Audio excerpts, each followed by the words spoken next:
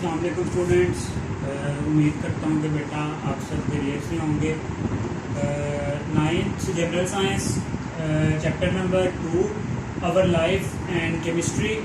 और बेटा इसमें से आज जो हमने टॉपिक डिस्कस करना है वो है पेज नंबर 19 पे आपका टॉपिक है वाटर मीन्स पानी के बारे में। बेटा आज हम देखेंगे कि जो पानी है उसके क्या क्या करैक्टर्स हैं, उसकी खुसूसियात क्या क्या हैं और वो कितना कहाँ पे पाया जाता है। ठीक है बेटा, तो सबसे पहले तो आपको पता है कि जो वाटर है वो one of the most important compound of life है। ठीक है, आपकी ज़िंदगी के लिए बेटा जो पानी है वो नागज़ीर है। अगर पानी नहीं है तो बेटा लाइफ का कोई भी किसी किस्म का जो है कॉन्सेप्ट वो नहीं है। ठीक है, तो सबसे पहले बेटा के जो वाटर है आपके पास कॉमन कंपाउंड है। आपकी बुक के जो हेडिंग है उसके मुताबिक बेटा चलते हैं। कुछ स्टूडेंट्स यहाँ पे उर्दू मीडियम के हैं, कुछ इंग्लिश मीडियम के हैं, तो बेटा मैं कोशिश करूँगा कि उर्दू और इंग्लिश दोनों में चीज़ों को एक्सप्लेन करता जाऊँ। ठीक है, तो पहले है जी वाटर मोस्ट कॉमन कंपाउंड है, मतलब बहुत आम है ये, मोस्ट कॉमन कंपाउंड। ठीक है, और दूसरी बात बेटा ये कि it is about 4/5 of the earth surface. It is about 4/5 of earth surface. इसके मुराद बेटा ये है कि अगर पूरी जमीन के आपके पास 5 हिस्से हों तो उनमें से जो 4 हिस्से हैं वो किसने कवर किए हुए हैं बेटा, आपके पास पानी ने कवर किए हुए हैं। ठीक है, अब बेटा ये दुनिया का वो वाहिद एक कंपाउंड है, नेचुरली अकरिंग कंपाउंड है, जो कुदरती तौर पे पाया जाता है। नेचुरली अकरिंग इन 3 फॉर्म्स, जो बेटा आपके पास जो तीनों की तीनों फॉर्म्स हैं, जो तीनों की तीनों हालतें हैं, तबई हालतें जिन्हें हम कहते हैं, उनमें पाया जाता है। ठीक है, कुदरती तौर पे ये जो वाटर है आपके पास ये जो आपके पास लिक्विड फॉर्म में भी होता है। ठीक है, ये आपके पास सॉलिड फॉर्म में भी होता है और ये बेटा आपके पास गैसियस फॉर्म में भी होता है। लिक्विड फॉर्म में अगर बात करें तो सिंपली आपके पास वाटर है। ठीक है, अगर सॉलिड फॉर्म में बात करें तो आपके पास आइस है जिसे आप बर्फ कहते हो, और गैस की बात करें तो बेटा आपके पास क्या है, वाटर वेपर्स हैं, जिनको उर्दू में क्या कहा जाता है, आबी बुखारात कहा जाता है। ठीक है, ये कुछ पॉइंट्स है। अब नेक्स्ट जो है उसमें बुक की लाइन्स में बेटा आपकी में इम्पोर्टेंस बताई गई है वाटर की इम्पोर्टेंस बताई गई है कुछ। तो बेटा अगर हम वाटर की इम्पोर्टेंस के पॉइंट्स को देखें तो जो सबसे पहला पॉइंट है आपका वो यही है कि जो बेटा हमारी बॉडी है उसमें ऑलमोस्ट 70% क्या होता है, वाटर होता है। About 2/3 of human body is made up of water.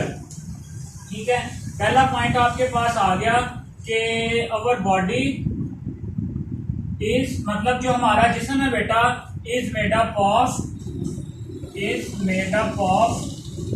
Water. कितना वाटर? अब 2/3। अगर हमारी बॉडी के 3 हिस्से हों तो उनमें से जो 2 हिस्से हैं वो किसने कवर किए हुए हैं, पानी ने कवर किए हुए हैं। इसके साथ साथ बेटा आप देखते हो कि जो वाटर है वो आपके पास जितनी भी फूड्स हैं, ठीक है, फूड्स में क्या होता है, जो खाने वाली जितनी भी चीजें हैं उनका जो मेजर कंपोनेंट है वो क्या होता है, वाटर होता है। इसी तरह से आप देखते हैं कि जो वाटर है वो इंडस्ट्री में it play an important role in the industry. इसके अलावा हमारे घरों में, इन अवर होम्स। इसके अलावा बेटा आपके पास डिफरेंट रिसर्च लेबॉर्ट्री में भी बेटा वाटर क्या करता है, अपना इंपॉर्टेंट रोल प्ले करता है। क्लियर हो गया? कितनी चीजें हैं कि वाटर बेटा आपके पास जो पानी है वो मोस्ट कॉमन कंपाउंड है। ठीक है, 4/5 जो उसका पोर्शन कवर किया हुआ है और सरफेस ने नेचुरली सिर्फ एक ऐसा वाहिद मॉलिक्यूल है जो तमाम की तमाम हालतों में क्या हो रहा है, पाया जा रहा है, वाटर में भी, आइस में भी और वेपर्स में भी। अगर इंपॉर्टेंस की बात करें तो जो हमारी बॉडी है वो भी वाटर से मिलकर बनी हुई है, जो आपके पास फूड्स हैं वो भी वाटर, और जो इंडस्ट्री में और हमारे घरों में और लेबॉर्ट्रीज में सब के सब में पानी का यूज बेटा जी बहुत ज्यादा है। चलें अब चलते हैं बेटा कुछ इसकी प्रॉपर्टीज की तरफ कि प्रॉपर्टीज ऑफ वाटर। ये थोड़ा सा इंट्रोडक्शन था, शॉर्ट क्वेश्चन में पूछा जा सकता है आपसे। ठीक है, कि वाटर की इंपॉर्टेंस क्या है, तो यहाँ वाटर कहाँ पे कितना पाया जाता है, एमसीक्यू में पूछा जा सकता है। अब आते हैं बेटा प्रॉपर्टीज ऑफ वाटर पे कि जो पानी की क्या खुसूसियात हैं, पानी की खुसूसियात ऑफ प्रॉपर्टीज ऑफ वाटर। तो बेटा आप सिंपली सबसे पहले जब देखते हो पानी को, तो पानी आपके पास क्या है, कलरलेस है। तो उसकी जो पहला कैरेक्टर आ गया आपके पास वो क्या है, कलरलेस, मतलब पानी का कोई कलर नहीं होता, ठीक है, कलरलेस है। दूसरा यहाँ पे है ऑर्डरलेस, ऑर्डरलेस, ऑर्डरलेस से बेटा क्या मुराद है आपके पास कि ये जो है पानी, इसमें किसी किस्म की आपको कोई स्मेल महसूस नहीं होती। क्या आपके पास ऑर्डरलेस है, इसमें आपको कोई भी बेरंग, अगर उर्दू में कहा जाए तो पानी बेरंग और बेजायका है, ठीक है। अब इसका जो फ्रीजिंग पॉइंट है वो बताया गया है कि आपके पास जो फ्रीजिंग पॉइंट है वाटर का वो कितना है, freezing point of water is 0 degree centigrade, ठीक है। इसी तरह से जो बॉइलिंग पॉइंट है वो बताया गया है, the boiling point of water is 100 degree centigrade, ठीक है। और इसके अलावा बेटा नेक्स्ट जो आपके पास मेन हेडिंग है वो आती है डेंसिटी की, कि वाटर की जो डेंसिटी है वो कितनी है।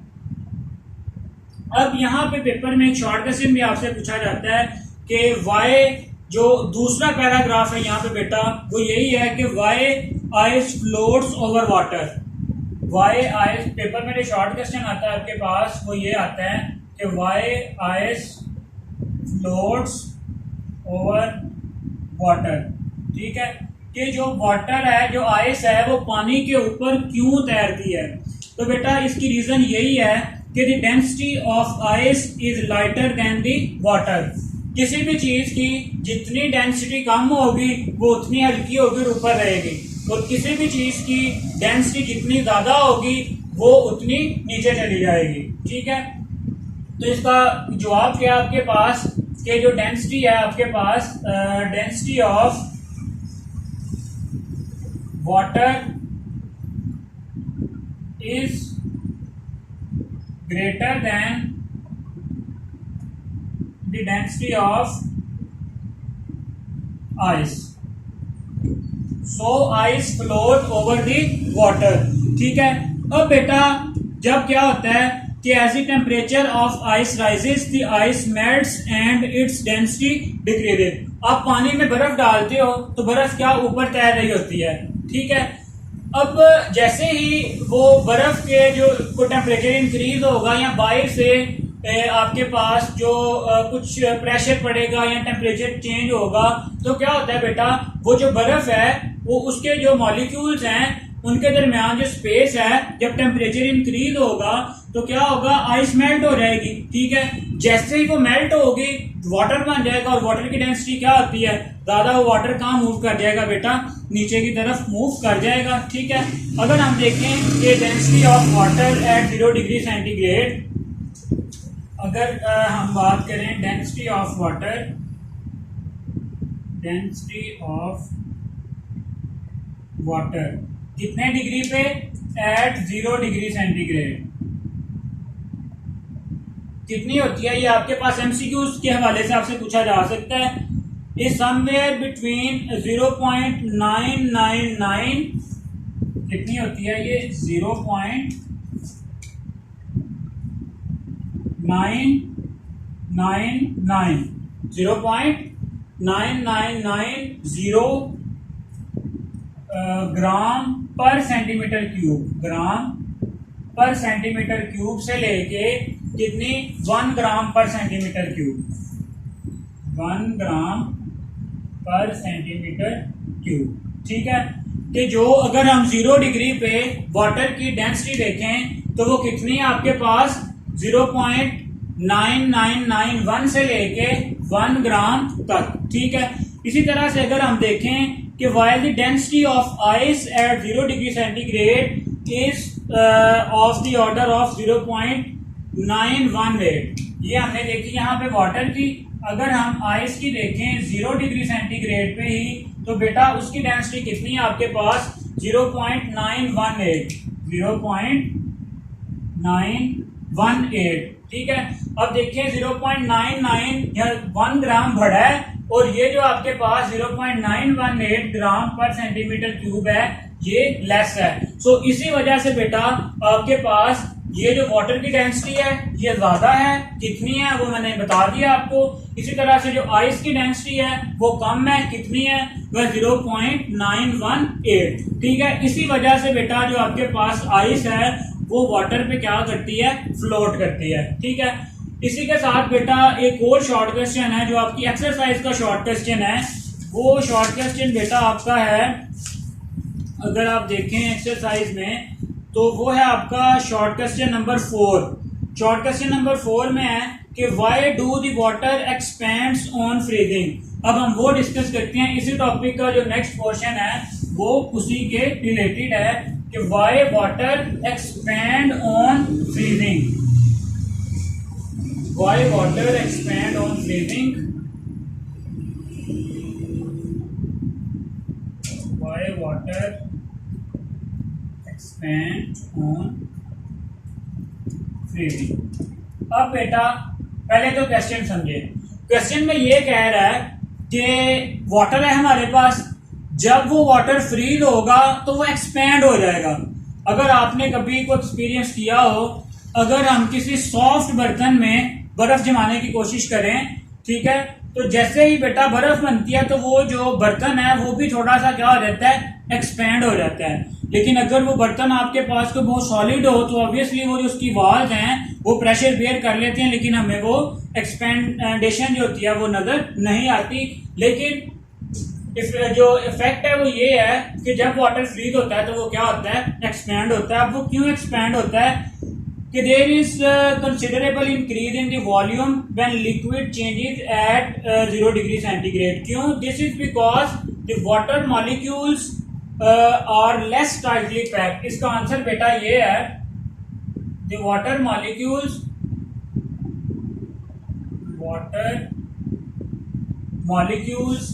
are less tightly, the water molecules are less tightly packed,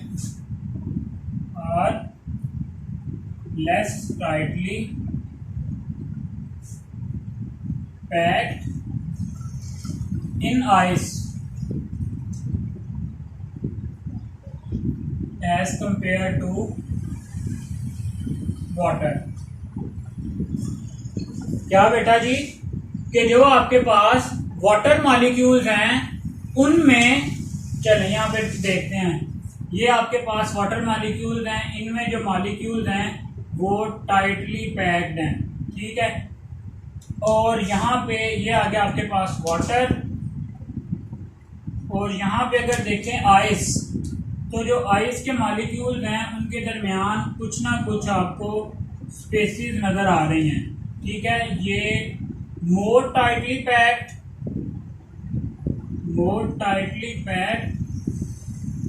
और यहां पे बेटा less tightly packed। ये है आपके पास वाटर और ये है आपके पास आइस। पहले क्वेश्चन समझें फिर उसका आंसर समझें।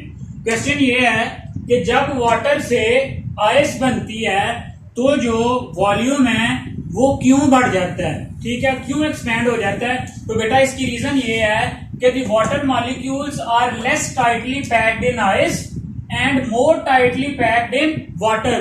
तो जैसे ही हम टेम्परेचर को डिक्रीज करते हैं वाटर से क्या बनेगी, आइस बनेगी। आइस में जो स्पेसिस हैं वो क्या है, बहुत ज्यादा हैं, जिसके नतीजे में आपके पास जो वाटर है जब वो फ्रीज होता है तो क्या हो जाता है, एक्सपेंड हो जाता है, ठीक है। The density of water is maximum at 4 degree centigrade, ठीक है। ये बेटा आई थिंक यहाँ तक भी हम रुकते हैं। आज क्या क्या डिस्कस किया हमने, वाटर क्या है, उसके बाद हमने प्रॉपर्टीज देखी उसकी, फिर हमने 2 शॉर्ट क्वेश्चन डिस्कस किए हैं कि why water floats, why ice floats on water, और फिर हमने ये भी देखा है कि why water expand on freezing. Freezing वाला ये जो है फिर से देख लें कि the water molecules are less tightly packed in ice ice में लेस टाइटली पैक्ड होंगे तो ऑब्वियसली ज्यादा एरिया कवर करेंगे। जैसे ही वाटर से आइस बनेगी तो जो वाटर मॉलिक्यूल के दरमियान स्पेसिस हैं वो इंक्रीज हो जाएंगी। एज अ रिजल्ट आपके पास क्या हो जाएगी, एक्सपेंडेशन हो जाएगी। क्लियर है बेटा? चलें आज के लिए हम बेटा यहीं पर रुकते हैं, इतना ही करते हैं। नेक्स्ट इंशाल्लाह कल देखेंगे। कल तक के लिए अल्लाह हाफिज़।